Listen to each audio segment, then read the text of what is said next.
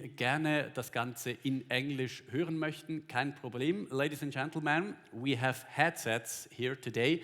Just over there you can grab one and then you will get a translation. Und für alle, die die englischen Referate auf Deutsch hören möchten, holen Sie sich gerne ein Headset.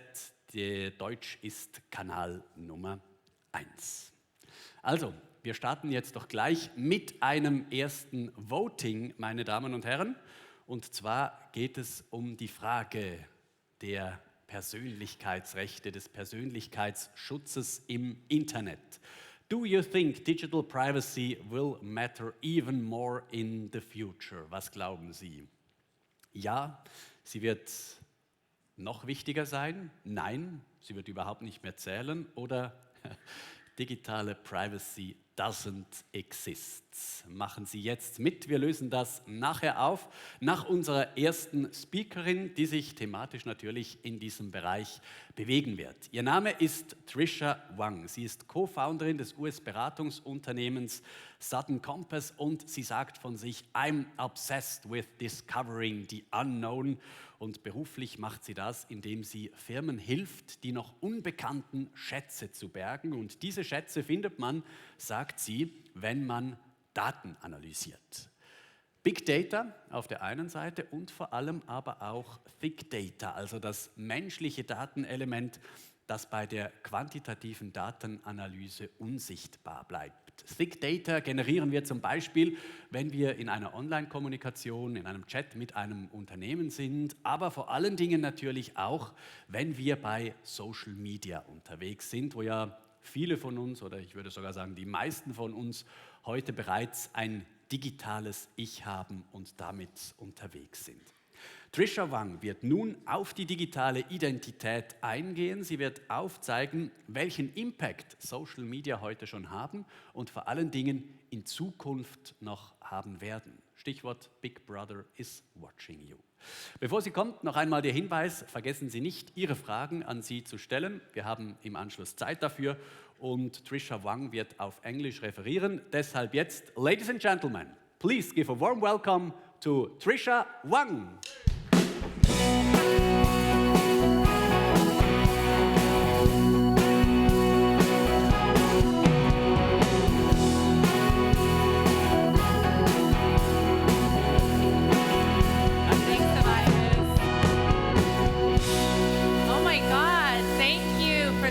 Amazing welcome. I've never had a live band welcome me onto stage before, so clearly I need to come back every year to Basel and to the Swiss Innovation Forum. I don't understand what was said for the first few minutes, but I did understand VR. I understood that there are many chocolates outside, and I also understood Taiwan. So I also heard that Tobias said I do a lot of work, I think, in thick data. What I will be talking to you about today is actually not big data and thick data. I was really excited when the conference organizers asked me to speak about something even more complex. And, Hans Jörg said, well, I think our audience is ready for this topic, which is the topic of personal data. And it might sound a little boring, but I promise you, he said, you all can handle this. He's like, the audience is ready. We've been hearing about big data, but this is the year we're ready to talk about personal data and what it means for the future of our humanity. So real quick, just so, it's kind of unfair that I can't talk to you, and you can't talk to me, and we can't have a real conversation in real time. I'm talking to you for the next 20 minutes. If you have any questions, or if there's anything you, want to screenshot, feel free to post it to Twitter or to Instagram. And I'm also happy to answer any DMs, and my handle will be on the bottom right of every slide. So I am so excited to come and talk to you about this idea that we are everywhere. And how is that possible when you're here right now? Well, by the end of this talk, what I want to be able to help you understand is what it means to spend more time online. And what the COVID pandemic really did was it really forced us to mediate more of our lives online. And by the end of this talk, you will have a perspective on the importance of your personal data and how perhaps that fighting for our privacy isn't enough. And I know that's very controversial what I just said, but I promise you I'll take you there. I'm going to start off with telling you about 3 quick stories. This is Jibby. Is anyone a fan of Jibby? You can admit it. Raise your hand if you are. She's a very well-known ASMR YouTuber. Does anyone know what ASMR is? I'm trying to look at the audience. I see 1 or 2 hands, 3 hands, a few. Now, out of the people who just raised your hands, are any of you fans of Jibby? No? She's one of the most famous YouTubers. You have to look. This is one of the videos where you can listen to a sound of her tapping the styrofoam to her forehead for about 2 hours, and people will fall asleep. And maybe I can recreate it right here, but I won't do it. So anyways, Jibby. Jibby she's one of the most famous YouTubers, and she's been the target of many deep fakes. She's become so famous that eventually she started finding fake pornography of people using AI to Photoshop and to put her head on faces. She found videos of her online that were all fake, and she was being stalked. People found out where she lived to the point where she had to move out of her house, and she didn't feel safe, and to the point where these videos threatened the future of her entire reputation and made her question if she should no longer make ASMR videos. And this is a reality that more and more women who are spending time online are facing the scary reality of deep fakes and their entire reputation being at stake. This is Robert Julian Borchuk Williams. He works at an automotive supply shop. He has a family, a wife, and 2 kids. He lives in Detroit, Michigan. Out of nowhere one day, a couple years ago, the police showed up at his house in front of his neighbors in the suburb and arrested him in front of all his neighbors and his family for robbery. And when they took him into the police station, they said, here's a photo from a video, is this you? And he said, do you think all black men look alike, to the police officer? Because clearly it wasn't him. And the way he had been identified was through facial recognition software, the same kind of software that's implemented at airports. Well, all across the US, police stations use it. But there's been plenty of studies that show that facial recognition is not very accurate if you're not a white male. And in particular, it really fails when it comes to people of color. And Clearview AI, who is a company that supplies all this facial recognition services around the world, they specifically specialize in working with law enforcement agencies. This is Dana Lonehill. She is an indigenous writer, activist, and artist. She was based in the US. She's now since passed. But a few years ago, she started writing online about how Facebook wouldn't let her register a profile because indigenous people mix adjectives and nouns for their names. And so Facebook thought that she was a fake. And so she could not even secure her reputation online. She wasn't allowed to exist because the machine didn't recognize her non-Western sounding name because she didn't have a name that sounded like Jennifer Smith or whatever the machine was taught to recognize. And this is a long history ever since with that many indigenous communities have to fight around the world of platforms enforcing their policies onto other countries. So what do Jibby and Robert and Dana all share in common, right? They all lost control of their data. Their stories are very different. They're very different age groups, different parts of the world, at least in the country, in the US. But there are many stories of people who are facing these similar issues all around the world. I only selected the few from the US. And the reason why I wanted to start my talk with these stories is it really brings to life something that I think all of us are experiencing. Maybe their stories, their versions are more extreme, but we're all in the digital age now. We all have been, even if we were reluctant to maybe use apps to be more online, we're all on Zoom, we're all on Teams. And I have to say, I so appreciate this in-person opportunity. It's such a treat now. But the reality is that their story brings to life that for some people, being online can be a bit scary. And if you haven't felt scared yet, I would say congratulations. The machines are working for you so far, or maybe you have not put as much of your life online. But think about your customers, because you may say, oh, I don't use Facebook or any of this stuff, but you all run companies, you all are making startups, you're funding startups. You need to understand that increasingly, as more of our lives are mediated online, it's very scary. It gets scarier to have so much of your digital life online.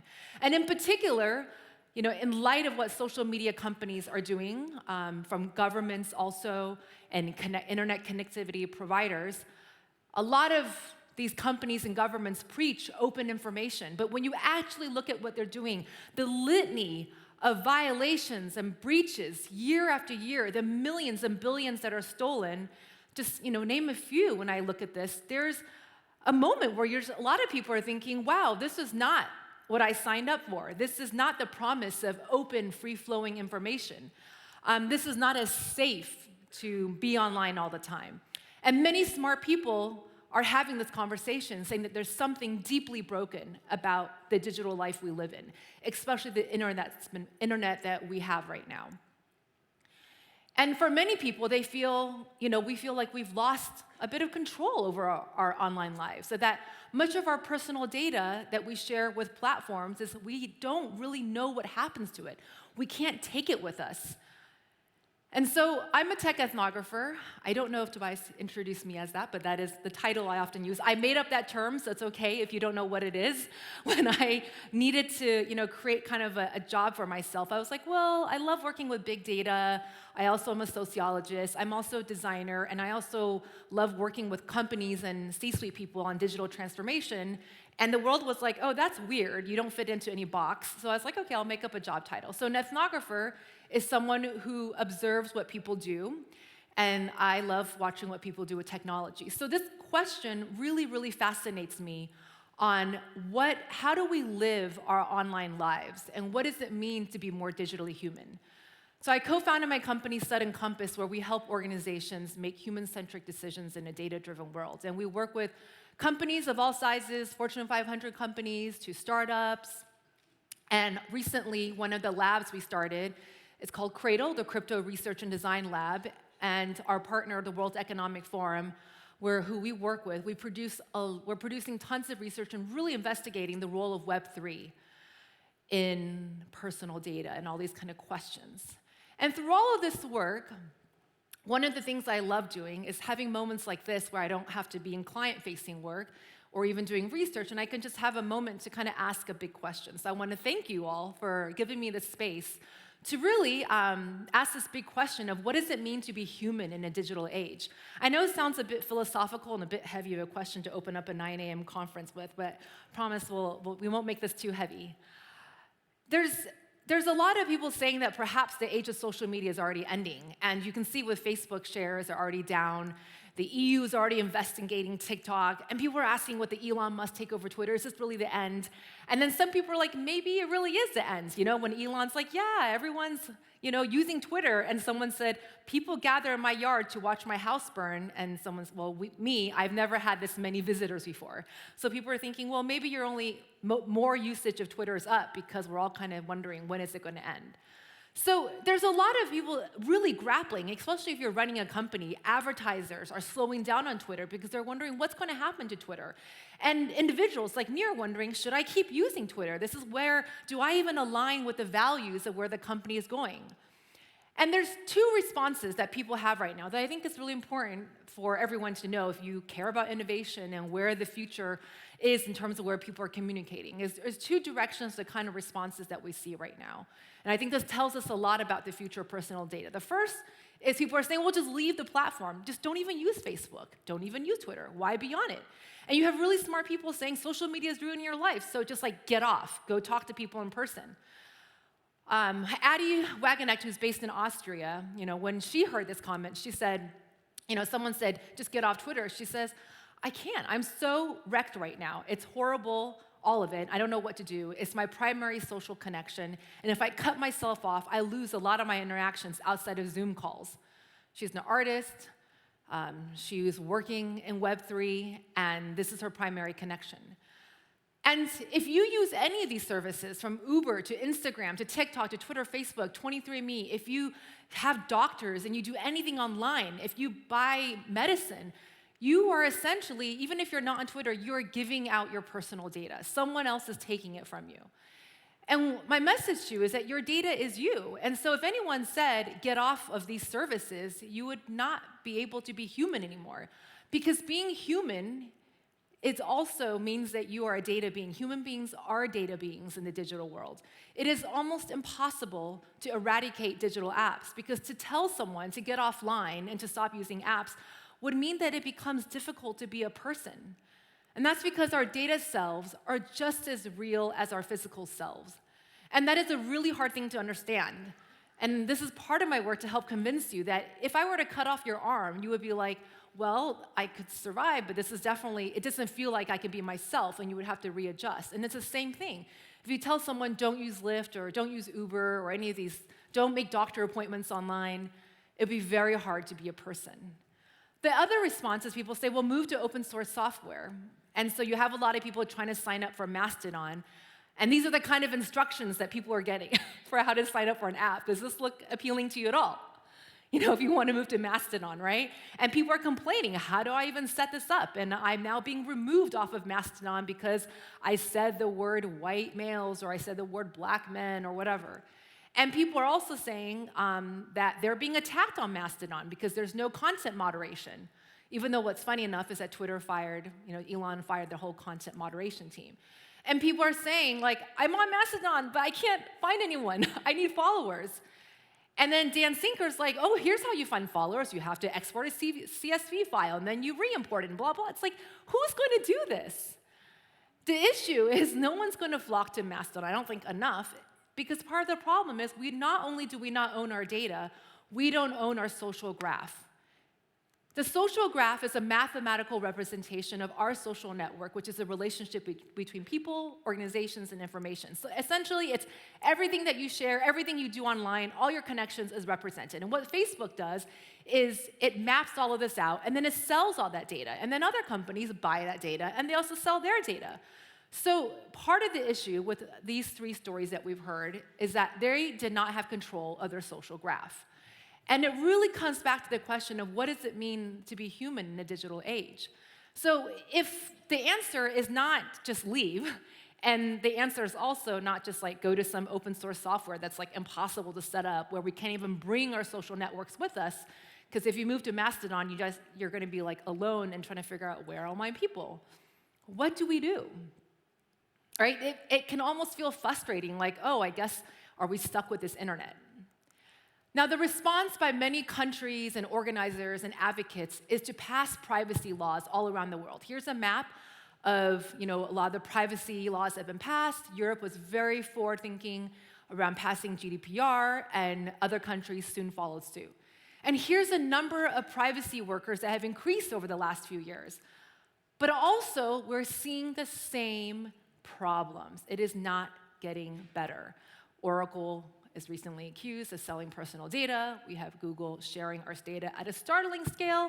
And even recently in the US, we have tax filing websites sending user data, getting financial data from Facebook, even student loans if you applied for it in the US. Facebook also was collecting data. All of this is to say, and this is my argument, which is that privacy policies protect companies more than they actually protect people.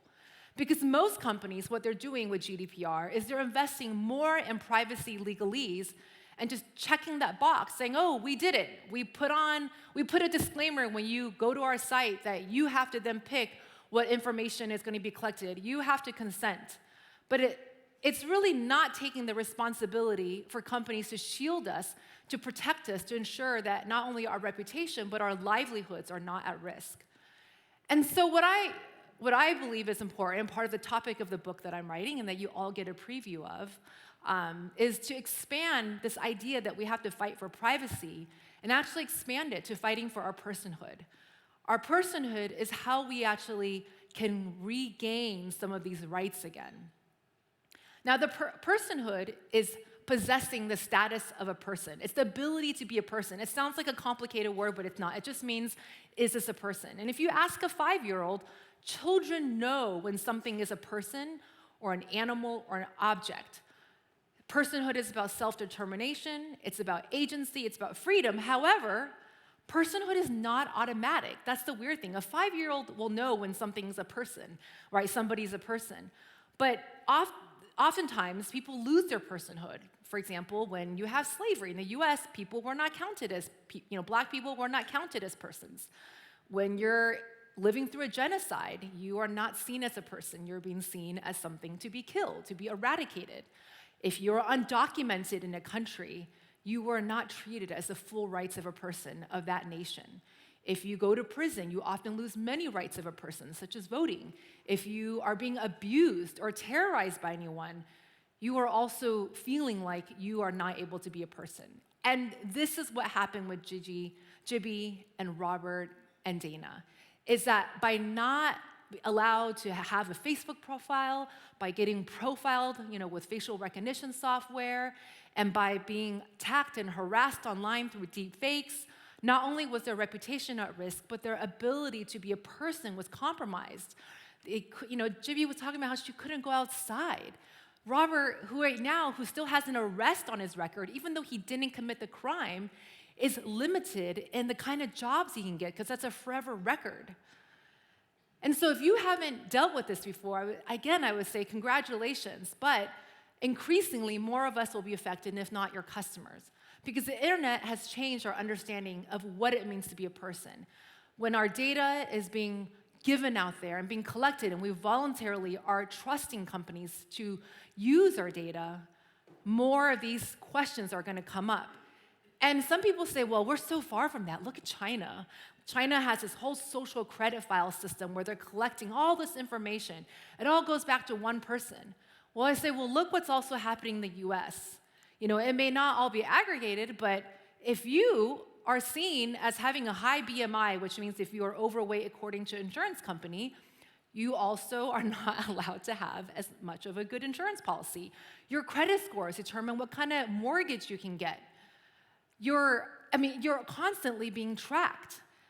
And so the thing I want to end my talk on is, how do we all fight for our personhood, right? The first thing is we have to realize the value of our personal data. I know that sounds like simple, but it's important because increasingly your data is worth billions.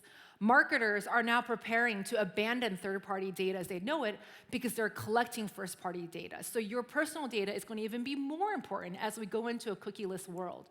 This is why Google is building separate data clean rooms for audience targeting and measurement. So it may seem like a privacy law is going to protect you, but no, companies are just moving from third-party data to first-party data. And they're worth millions. Startups are going to be going after it, and companies are going to want to start paying more money for it. The second thing is engage with Web3 innovations on the control over personal data. There's a lot of incredible work happening in Web3 where people are really trying to figure out how do you actually have more control of your personal data. There's things around soulbound tokens and NFTs. And these may sound like crazy things off in the future, but I would say it's not so crazy. If you are trying to really see where the latest innovations are, I think Web3 is an important place to be. At Cradle, you can download some of our reports. This is our QR code, and we're going to have more reports coming out. But there's a lot of stuff we're looking at where companies like Snickerdoodle or MetaMe are releasing new kinds of entire design systems and protocols around data and personal control of it. And lastly, if you are running a company or if you are in any position of power over customer data, is turn your customers' personal data into your most valuable trust-building tool. So the message of my talk is not to not collect personal data. This is why I don't think privacy is helpful, because if you're fighting for privacy, it's too easy for someone to say, well, I don't want to give up my personal data because I want privacy. And that's just not going to work in the digital world. We have to create a trusting relationship where we can share our data in a way where we're not scared about it being, ruining our lives and our reputation. So a company, an example of this is Spotify. Who's a fan of Spotify's end-of-the-year Wrapped reports? I see more hands. More people know about Spotify Wrapped than ASMR. Cool. So at the end of this year, in about a month, you're going to be able to see your Spotify Unwrapped. And that's such a great example of how a company is showing trust and is showing you that if you give us your data, we're going to show you in a transparent way how we process your personal data and how we can make it valuable and enjoyable for you. And the message I want to end on is to say, if you're feeling at all like, oh my God, I feel so depressed, this feels overwhelming, I want to remind us that we haven't figured out our socialware yet. We've been so focused on developing hardware and software for the last, I would say, 50 years of technology since digital era started, that we're only just in the very early days. You know, capitalism took hundreds of years to figure out what the right policies to protect people. And the digital age is very young. We've figured out, you know, software and hardware. We've been building out the whole entire underlying structure of the internet. And we have open source software and closed source software. But we're finally at the point where we're trying to figure out what is the socialware. And there's this whole gap of risky assumptions when we don't think about the kind of questions that we all just thought about for our morning breakfast, a heavy question, which is, what's the future of our digital humanity? So the goal is to think about the hardware, software, and socialware, and to know that we're just in the early days. So if that's any sigh of relief, I'm excited that we all now have a shared language to think about the future. Some days are going to feel like, you know, it's easier to manage personal data for your customers, for yourself, or for your children or family, and some days it's going to feel terrible and hard. But regardless, I'm excited that we all can have a shared language around fighting for our personhood. So thank you so much for letting me opening up your important conference. If you have any more questions, please follow me at Tricia Wang on Twitter or Instagram, and that's my email address, and I think that's it. Thank you. Tricia, thank you very much. Please join me. I'll leave this here.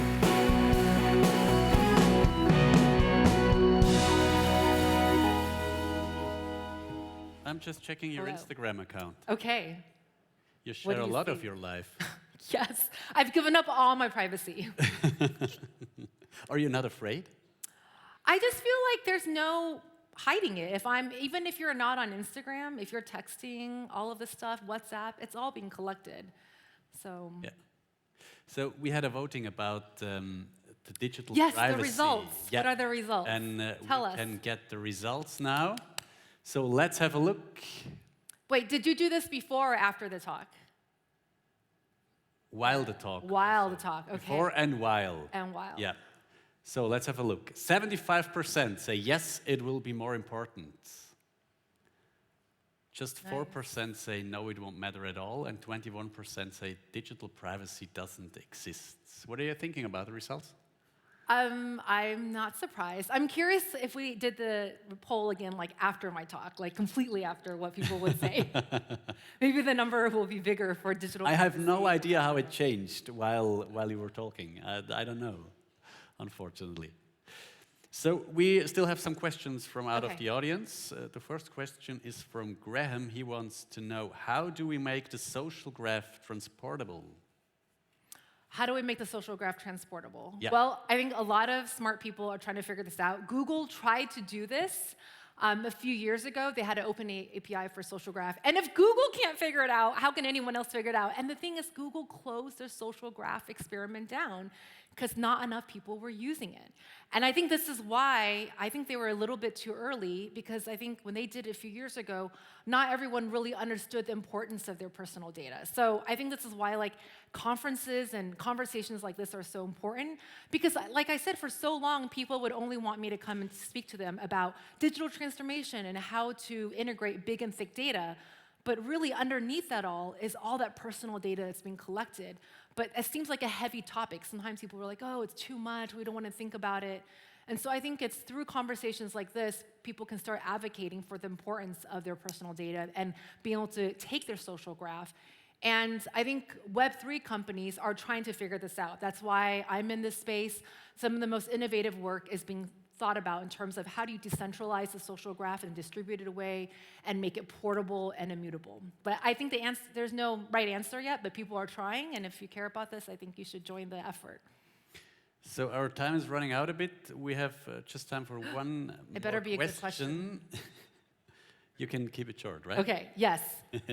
So do you discourage people from doing video presentations online for the fear of deepfakes? How can we protect ourselves? Wait, do I discourage people from doing video presentations? Like, don't be on Zoom? Is that the old excuse to never be on Zoom again? If the answer is that, and then it's, yeah, I do discourage people. You can be like, I don't want to be on a Zoom call because I don't want a deep fake to be made. No, it's because of the fear of deepfakes. Yes. What are you thinking about that topic? So because deepfakes is a thing that can get really big or is already really big. What do you think? I think the short answer is I think you need to protect yourself. if you're going to be online. I think I always advise, in particular, women or people of color to lock down their entire lives. If you're going to be more online, really make sure all of your accounts are straight, make sure you have no personal information you wouldn't want out there discovered, clean up all your data before you are more present, because you are opening yourself up to people who may follow you. So I think good digital hygiene is super important.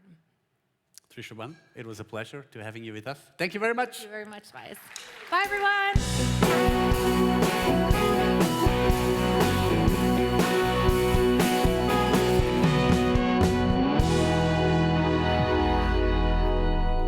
Ja, meine Damen und Herren, ich erwähnte vorhin beim Intro ja, dass heute